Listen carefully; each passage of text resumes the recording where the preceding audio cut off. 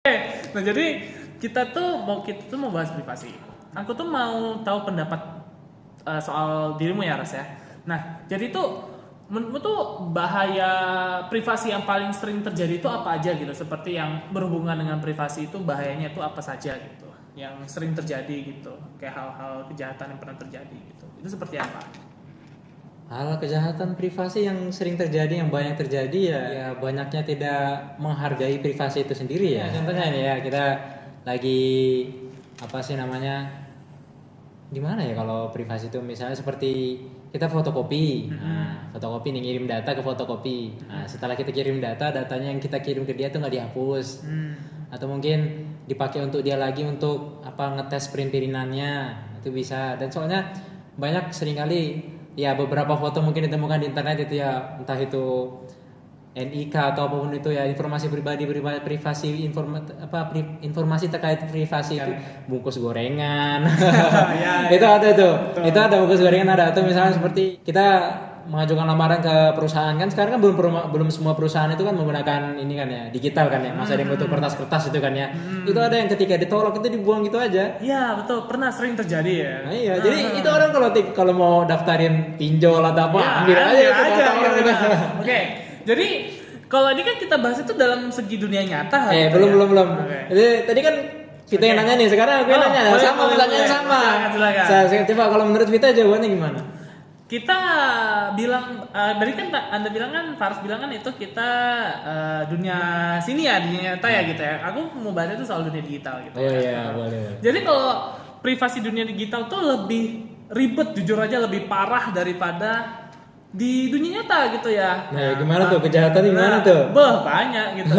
Yang kita ambil contoh paling simpel aja lah, contohnya phishing gitu. Oh iya. Nah, phishing itu kan otomatis kita itu meloginkan data kita gitu. Karena ujung-ujungnya kan kita tuh lengah di situ. Kita tuh nggak ngecek dulu gitu bahwa apakah web ini terverifikasi atau tidak gitu. Nah, itu dari sebenarnya kesalahan user gitu ya, nggak lihat dulu, nggak ngecek gitu.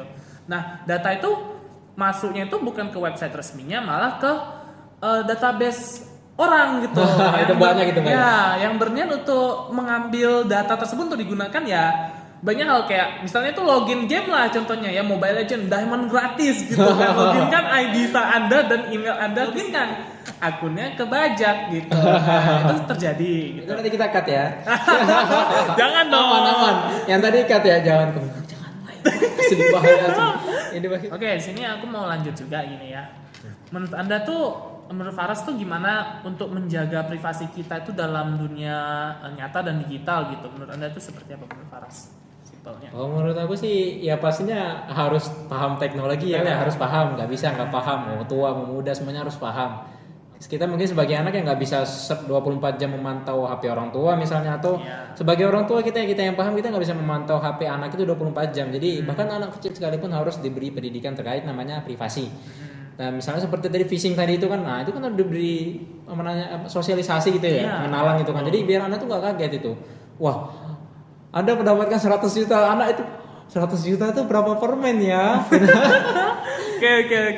Nah itu contohnya itu kalau digital, tapi kalau masalah dunia nyata, ya pastinya kita ya nggak bisa percaya orang gitu aja, atau mungkin lebih baik misalnya seperti kayak tempat umum, fotokopi umum itu kan, mending kita ke tempat fotokopi yang kita kenal, nah orang yang kita kenal, jangan tempat umum nanti disalahgunakan, bisa disalah manfaatkan, atau seperti lamaran kerja kita harus ke tempat yang resmi yang jelas informasinya. Jadi kan ada juga orang ngakunya buka lowongan kerja, ternyata dimanfaatkan buat judol, itu ada juga. Salah satu jadi kita mau daftar perusahaan kalau bisa yang terverifikasi, yang nggak harus yang terkenal, nggak harus yang baik, itu salah satunya ya. Betul, oke.